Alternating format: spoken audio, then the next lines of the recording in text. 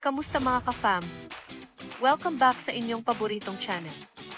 Kung hindi pa kayo nakasubscribe, ano pang hinihintay nyo?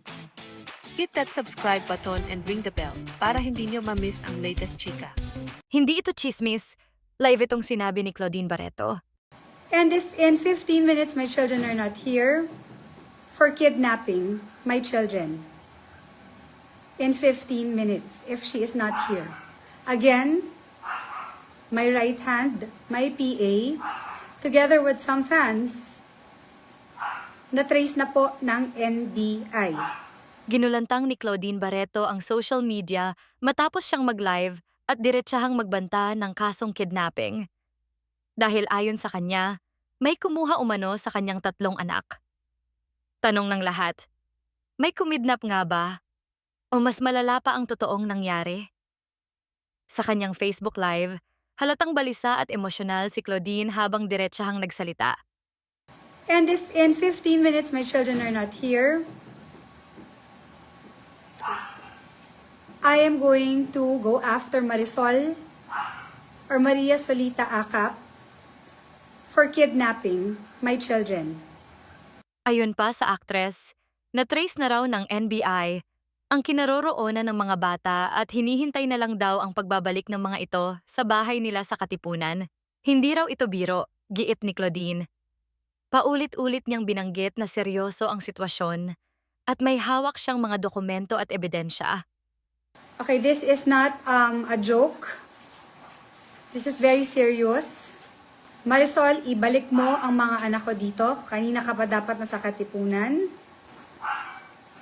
Inaantay ka na ng NBI dito. Mas lalong uminit ang usapan nang idawit ni Claudine ang tinatawag na Team Baliwag.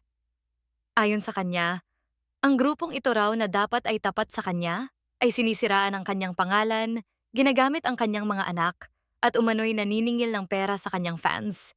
Slandering my name, destroying me and using my children, extorting money. Privacy ko, inilabas ninyo, and you say you are loyal. Why? Ani pa ng aktres habang ipinapakita ang ilang dokumento sa live. Habang tumatakbo ang oras, nag-countdown pa si Claudine. Again, it's in now 14 minutes. Wala pa. That is already kidnapping. I am giving you 10 more minutes. At may matinding babala siya sa kanyang supporters. Lumayo raw sa taong kanyang tinuturo. Huwag nang makipag-ugnayan. Dahil ayon sa kanya, hindi raw ito mapagkakatiwalaan.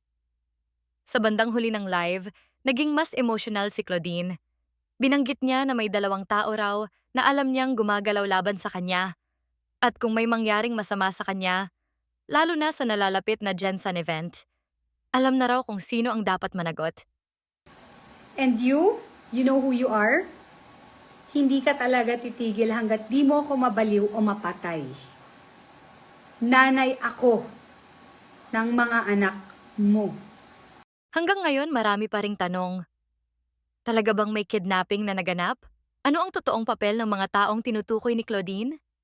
At bakit nadawit ang pangalan ng ilang malalapit umano sa kanya? Isang bagay lang ang malinaw. Hindi ito simpleng chismis para kay Claudine Barreto.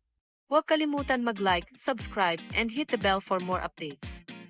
Kita-kits ulit sa next video, mga ka-fam.